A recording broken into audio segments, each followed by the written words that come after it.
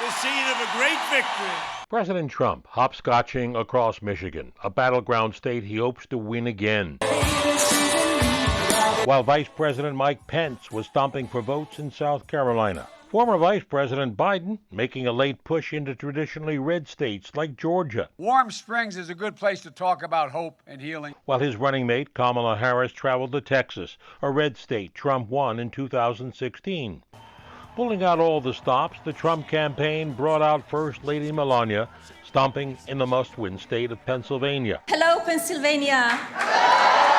With just a week before the election and the polls favoring Biden, I asked the Democratic and Republican strategists where they see the race right now. It's clear from my perspective that Joe Biden has a significant advantage. People are looking for sane, serious, and steady leadership right now, and that's not what they're getting as we're facing an economic crisis and a public health crisis. Very nice if a winner were declared on November 3rd.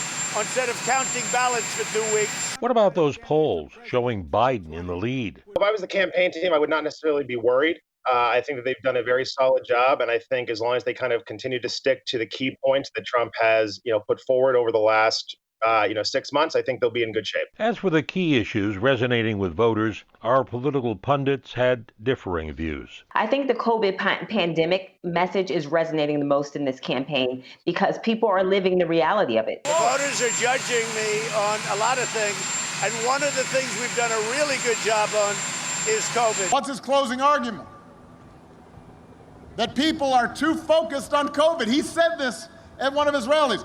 COVID, COVID, COVID, he's complaining. He's jealous of COVID's media coverage. The number one key issue that's resonating with voters is the reopening safely of the U.S. economy, and as we've seen, the continued decline of the unemployment rate. We're getting your husbands back to work. Well, nearly 70 million voters have already cast their ballots, and that's almost half the total number of votes that were cast back in 2016.